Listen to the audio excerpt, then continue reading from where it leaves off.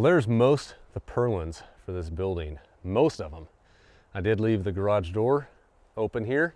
I've got the original 2 purlins, but I'm thinking they're not really helping any, but they're not hurting anything either. So I'll probably leave those 2 up until they really get in the way.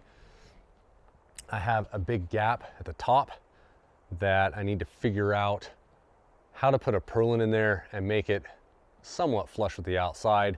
The dilemma is that the plywood is 3/4 inches thick. The purlins are 1 inch thick.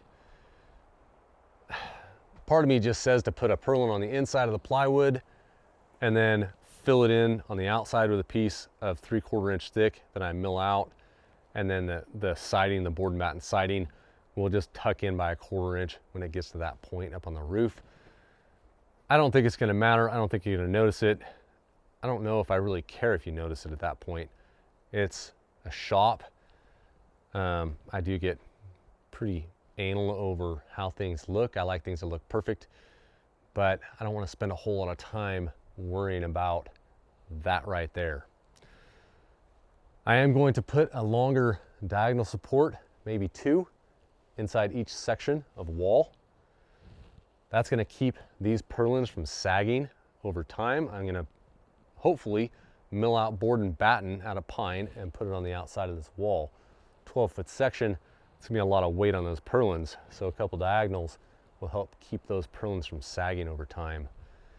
The next big project we have to do for the garage is a temporary center wall. So the truss company, hopefully, cross our fingers, can get their truck in here and set those trusses on top of this building. But we need a center wall first, a temporary center wall. I'm thinking about going out to my property, finding 5 probably dead pine trees that are still standing, cut them down, cut them to length so that the whole thing is about 1 inch shorter than the walls. I'll support those with some stakes and some kickers, make sure they're standing straight up and down, and I'll put 2x12 on top of them. And what that does is it gives the trusses something to sit on in the middle so they don't flip upside down. You don't want your trusses flipping upside down, especially if they put them close to the middle, because they'll put outward pressure on your walls. So you want that temporary center wall in there. That's the next big project I have to do right now. And then of course I got to figure out some structural X's to put in the corners of these walls over, well, all the corners. There's gonna be 8, yeah, 2, 4, 6, 8 X's that I have to build that go to the 6x6. Plenty of stuff to do.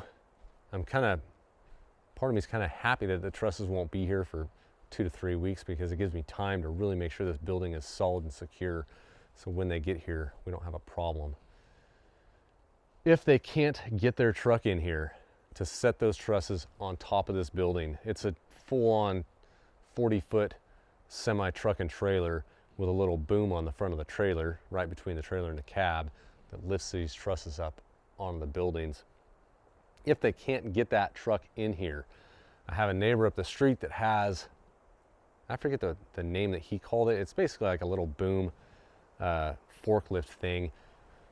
4 wheels, drives around, has forks in the front that they extend way out. It's used for picking materials up and putting them on top of roofs, setting trusses, all kinds of things. This thing's going up pretty quick, guys. Just got to keep working on it, keep plugging away. Until next time, go make something.